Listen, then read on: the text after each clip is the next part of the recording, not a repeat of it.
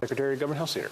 Yes, Mr. Speaker, the member I'm sure is aware is that Canada has made a commitment working with the Allied forces of $30 million, I believe it's at least $30 million to go towards artillery ammunition that's working with the Czech Republic to ensure that they can get a different artillery on those front lines, which I think is a very strong positive thing, just in regards to his comments. But the question I have for the member is similar to one I asked his colleague, and that is, how does the member justify actually voting against a free trade agreement? How would he best explain the reason why he and the Conservative Party voted against it?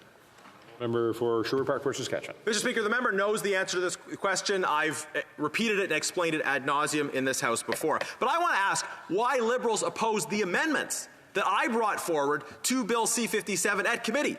Because those amendments actually are specifically things that the arms manufacturing industry in Canada has proposed as would be helpful. That is, that the Government of Canada would establish a clear plan and send clear signals about their commitments to, over the longer term, acquire the munitions that are required for Canada's own needs, as well as to support Ukraine. This government has taken no action in terms of actually sending the right signals and providing this necessary support to ramp up our own domestic production of munitions. I believe this is an opportunity for Canada, and it's an urgent issue for supporting Ukraine.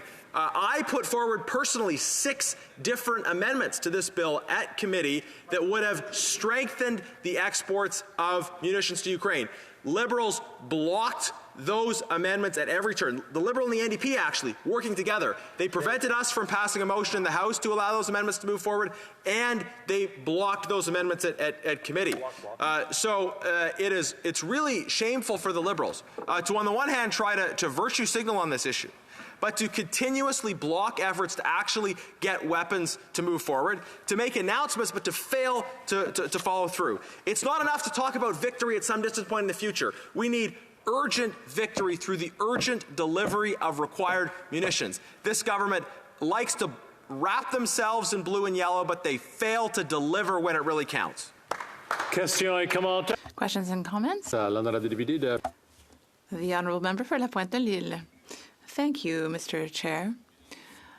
Earlier, my colleague for Montarville was asking about the government strategy and said some alarming thing, saying that there is an imminent Russian invasion and that the non-essential personnel has been withdrawn from the embassy in Ukraine, while most Western countries have maintained their embassy personnel there as a sign of solidarity. What does my colleague think of that?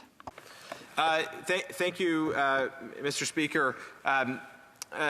I'm not sure precisely the comments the member is referring to in terms of the timelines.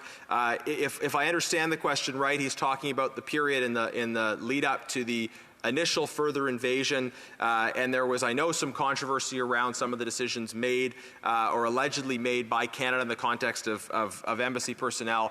This is something we did ask questions about at the time at the Foreign Affairs Committee and tried to get some response from the Minister on.